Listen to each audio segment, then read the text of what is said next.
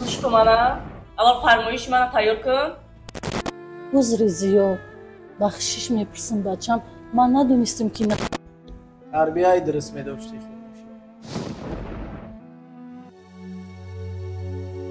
رجب علی ایبرانی.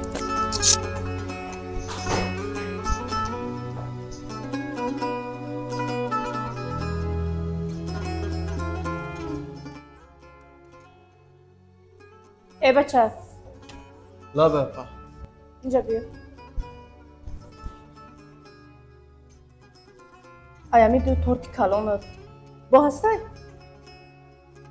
ای اپا جون همیده تموندگه بعد دیگه نمودوش هسته میشه اپا خیلی این دو نمود ایش بگیر دو نمود ایش بگیر شو بگیر.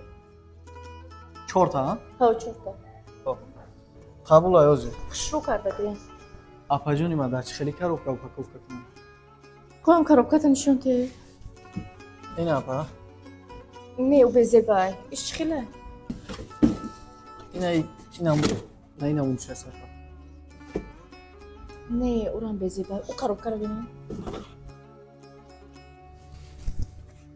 قویستانه جون. ای هسته کلانش بچه نمود میشه اپا نه بزی بای. اوش خیلی؟ تانی ویشه بیم.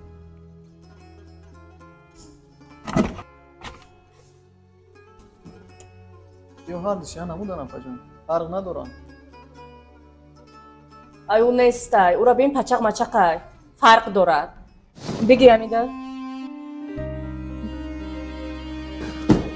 تورتا خشرو گیر یکان خیل نشود. قبول آی تیز تیز فقط.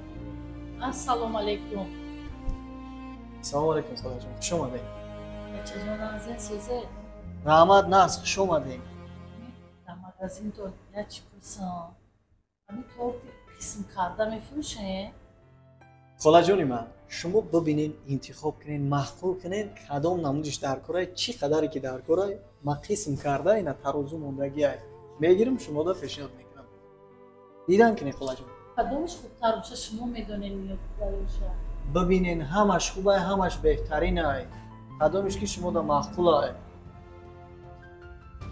هی با فکرم این خولا نوبتشونه نگاه نمیکنن یا چی در خونه پیشکتون گوش نمونده است. گوش کن منو. اول فرمایش منو تیار کن.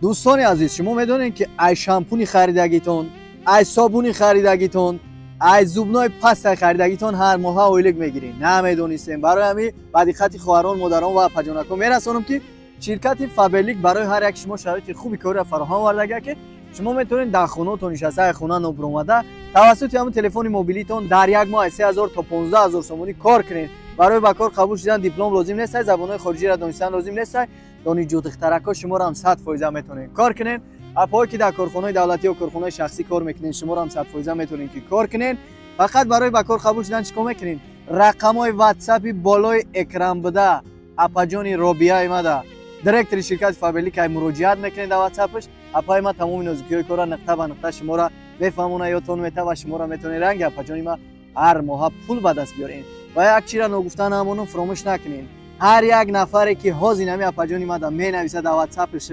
رجیستراسیون میکنه و در مدت 2 ماه 3 ماه حرکت میکنه صدقاً کار میکنه و دایرکتر شرکت فابریک میشوه 20000 تومانی از جانب شرکت فابریک تحفه میگیره و این چونین ایجانبی اپای روبیا جان یک چلای طلای دیگه تحفه میگیره حرکت کنین 20000 تومان که بگیرین آشی جانتون شوه نه چلای که دیگه را بگیرین در چلیکاتون بزنین تو یادت گوش کن منو. اول فرمایش منو تیار کن. بانوی زیبا در ما اگر هرچند ضرور هم باشیم هرچند کار هم داشته باشیم نوبت مانم باشه لیکن قدر قیمتی کلانسالا احترامی کلانسالا ما همه وقت در جای اول میمونیم میفهمی؟ گوش کن منو.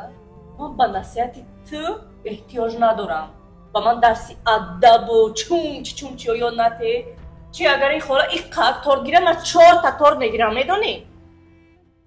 نفهمیدم شما بخشش دادم جان. بله راست میگوی. تو 4-5 تا تورت میگیری، 4-5 تا تورت میخری. درسته که پول داری، مال داری، ثروت داری، معلومه. یکی بونو زیبا خوب میشید که بالای همه پولدار بدن و مالدار بدنت تربیه درست میداشتی خوب میشی،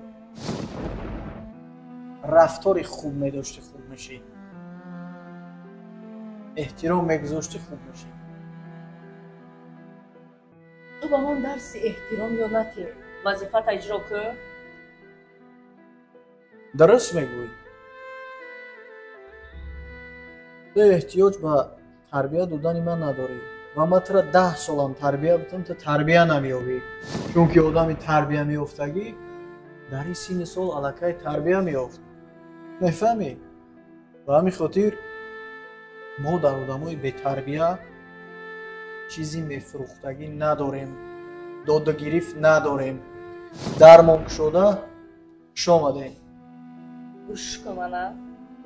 اونقدر پول دارم که هم میتونم خودت رو خرم، هم همین مغازه چهکت رو سرم. بانوی زیبا درست میگوی. زورت میرسه که کارخونه مرا بلند بخری، میتونی که همه اینجا را بخری. یکی در ما ناموس چیزی میفروختنی نیست. فهمیدی؟ شامده.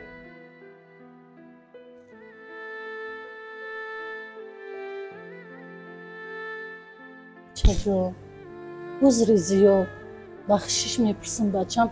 من ندونستم که نوبت این دختر بوده و باشم من یک خطابی هم نمیکردم. بخشش بچم اروی مشد عریس قروزید موندی ای سوداد موندی بچم.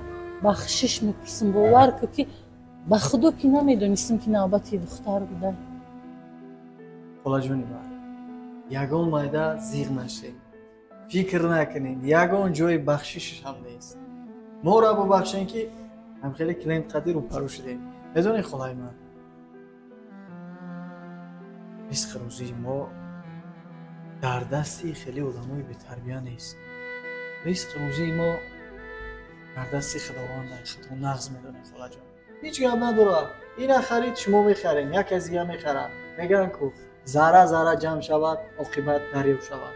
ما با این بردنان هم شکرانه میکنیم و همین خاطر خلای من